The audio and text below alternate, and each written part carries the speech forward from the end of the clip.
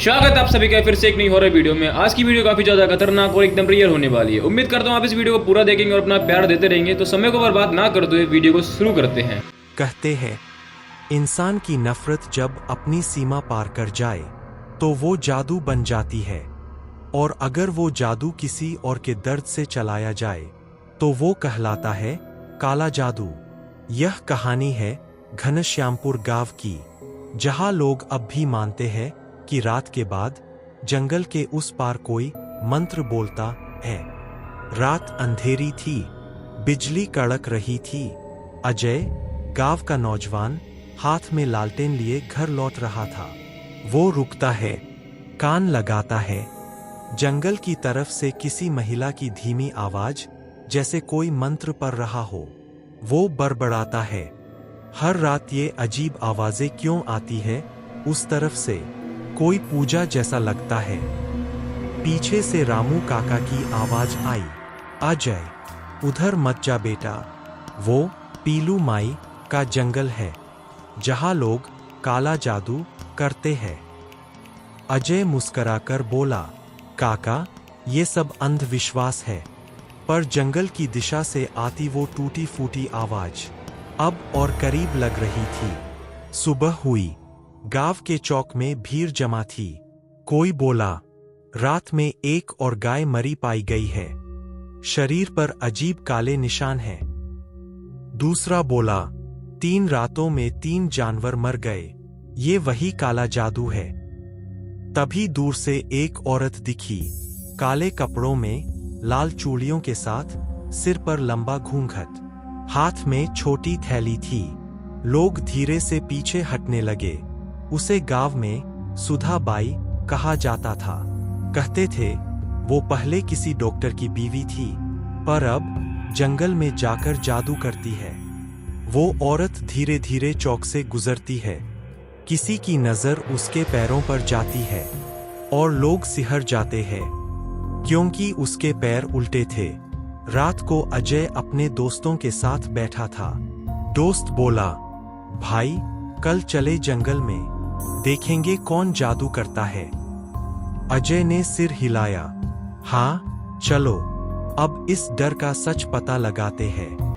रात होती है, तीनों टॉर्च लेकर निकलते हैं। जंगल में हर आवाज गूंजती है, पत्तों की सरसराहट, उल्लू की टाव, और दूर कहीं वही मंत्रोच्चारण। धीरे धीरे वो एक झोपड़ी के पास पहुंचते हैं। अंदर दिया जल रहा है और सुधा बाई किसी मिट्टी की गुड़िया पर कुछ बुदबुदा रही है। दोस्तों में से एक चिल्लाता है, भाई ये देख, ये तेरी फोटो है, वो तेरे ऊपर जादू कर रही है। अजय कदम बढ़ाता है। अचानक सुधा बाई सिर उठाती है, उसकी आंखें पूरी सफेद। वो धीरे से कहती है, रोक दो, वरना तीसरी रात तुम नहीं देखोगे। तीनों डरकर भागते हैं। पीछे से दिए की लौ हवा में हिलती है और मिट्टी की वो गुड़िया अपने आप जल उठती है। अगले दिन अजय घर में बेचैन है। आईने में खुद को देखता है।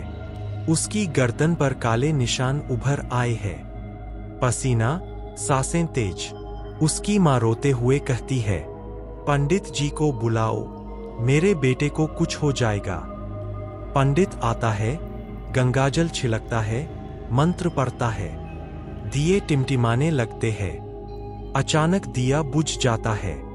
पंडित के हाथ कांप जाते हैं। वो डर कर कहता है, अब बहुत देर हो चुकी है। अजय चीखता है, वो आई थी मेरे कमरे में। दीवार की ओर नजर जाती है, खून से लिखा है, तीसरी रात। रात फिर उतरती है। अजय दौड़ता हुआ जंगल की ओर जाता है, चीखता है, तू कौन है? सामने आ। झोपड़ी में पहुंचता है। अंदर सुधा बाई शांत बैठी है। वो धीरे से बोलती है, तूने मुझसे जो लिया था वो लौटाना पड़ेगा। अजय चौंकता है। वो कहती है, जिसका दिल तूने तोड़ा था उसकी आत्मा चैन नहीं ले पा रही। तूने मेरी बेटी को धोखा दिया था, वो मर गई, अब उसकी आत्मा तुझे खोज रही है। अजय पीछे हटता है।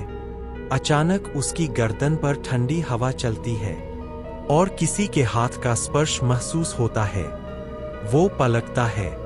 उसकी सामने वही लड़की खड़ी है, सफेद कपड़ों में, सड़ी हुई आंखों के साथ। एक भयानक चीख गूंजती है।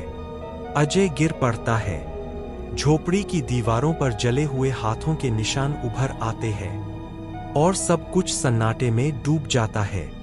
सुबह गांव वाले झोपड़ी के पास भीड़ लगाए खड़े हैं। किसी ने कहा, अजय वहीं मरा पड़ा था, पर उसके शरीर पर एक भी जख्म नहीं। धीरे से हवा चलती है।